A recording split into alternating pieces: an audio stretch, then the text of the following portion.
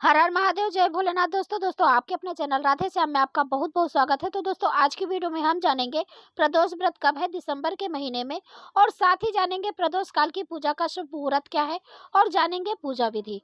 त्रयोदशी तिथि कब प्रारंभ हो रही है, कब समाप्त हो रही है, प्रदोष व्रत से संबंधित सभी जानकारी इस वीडियो में आपको जानने को मिलेगा। तो वीडियो को अंत तक जरूर देखिए। यदि वीडियो अच्छा लगा तो लाइक और शेयर भी जरूर करें। तो चलिए वीडियो को शुरू करते हैं। और जैसे कि हम सभी जानते हैं, प्रदोष व्रत में भगवान शिव व माता पार्वती के पूजन का विधान है। प्रदोष व्रत हर महीने की त्रयोदशी तिथि पर रखा जाता है। हर महीने दो त्रयोदशी तिथि आती हैं, एक कृष्ण पक्ष की और दूसरी शुक्ल पक्ष की।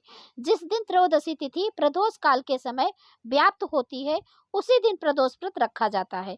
प्रदोष काल सूर्यास्त से प्रारंभ होता है। 45 मिनट पहले ही सूर्यास्त से और 45 मिनट बाद तक प्रदोष काल का समय माना जाता है, और यह समय भगवान शिव के पूजन के लिए सबसे उत्तम होता है। शास्त्रों के अनुसार प्रदोष का दिन शुक्रवार को पड़ता है, उसे शुक्र प्रदोष व्रत कहा जाता है। दिसंबर के महीने के पहले प्रदोष व्रत में शुक्र प्रदोष व्रत का शुभ संयोग बन रहा है। हिंदू पंचांग के अनुसार मार्गशीर्ष मास के शुक्ल पक्ष की त्रयोदशी तिथि को शुक्र प्रदोष व्रत रखा जाएगा। दिसंबर का पहला प्रदोष व्रत 13 दिसंबर 2024 को है। अब चलिए जान लेते हैं त्रयोदशी तिथि कब प्रारंभ हो रही है, कब समाप्त हो रही है। तो त्रयोदशी तिथि प्रारंभ होगी 12 दिसंबर 2024 को रात 10:26 पर, और त्रयोदशी तिथि समाप्त होगी 13 दिसंबर 2024 को रात 7:40 पर। और अब चलिए जान लेते हैं प्रदोष काल की पूजा का शुभ मुहूर्त। तो प्रदोष काल का पूजा का शुभ मुहूर्त रहेगा शाम 5:25 से शाम 7:40 तक। तो जैसे कि हमने पहले ही बताया है, प्रदोष व्रत में प्रदोष काल की पूजा का बहुत ही महत्व होता है। तो हमें 13 दिसंबर को प्रदोष काल की पूजा मिल रही है त्रयोदशी तिथि पर, तो इसलिए 13 दिसंबर को शुक्र प्रदोष व्रत रखा जाएगा।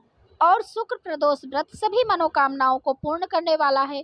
प्रदोष व्रत भगवान शिव को समर्पित व्रत है। मान्यता है कि यह व्रत करने से कष्टों से मुक्ति मिलती है और आरोग्यता प्राप्त होती है। शुक्र प्रदोष व्रत करने से 100 गाय दान करने के बराबर फल की प्राप्ति होती है। शत्रु परास्त होते हैं। और अब बात करें कि प्रदोष व्रत हमें कितने करने चाहिए, तो शास्त्रों के अनुसार अगर कोई व्यक्ति 11 अथवा 1 वर्ष की समस्त त्रयोदशी को प्रदोष व्रत करता है तो उसे मनवांछित फल की प्राप्ति होती है। और बहुत से व्यक्ति प्रदोष व्रत कोई भी अपनी मनोकामना के अनुसार भी करते हैं, यानी पहले से मनौती करके भी करते हैं, मन्नत करके करते हैं, ये समझ लीजिए। तो इस प्रकार से प्रदोष व्रत रखा जाता है। और प्रदोष व्रत करने से भगवान शिव बहुत ही जल्दी प्रसन्न होते हैं। उनकी प्रदोष काल में पूजा जरूर करनी चाहिए, और हो सके तो शिवालय में ही जाकर हमें प्रदोष काल की पूजा करनी चाहिए। प्रदोष व्रत के दिन हमें ब्रह्म मुहूर्त में उठना चाहिए, और नित्य कर्मों से निवृत्त होकर स्नान आदि करके भगवान सूर्य देव को एक लोटा जल देने के बाद फिर भगवान शिव की अच्छे से विधि विधान से पूजा करनी चाहिए। तो भगवान शिव की पूजा करने के लिए आप शिवालय में भी जा सकते हैं, या फिर अपने घर के मंदिर में भी आप शिवलिंग विराजमान करते हैं, या फिर भगवान शिव की प्रतिमा मूर्ति कुछ भी रखते हैं तो उसमें आप पूजा कर सकते हैं। लेकिन शाम को आपको शिवालय में जाकर शिवलिंग की पूजा करनी चाहिए। और दोस्तों शिवलिंग की पूजा तो आप लोग जानते हैं कैसे किया जाता है। तो सबसे पहले आप शिव जी को जल से अभिषेक करें, फिर इसके बाद पंचामृत से स्नान कराएं, भगवान शिव के सामने शुद्ध घी का दीपक जलाएं, और फिर धूप दिखाएं, नैवेद्य अर्पित करें, और फलों का भी भोग अवश्य लगाएं।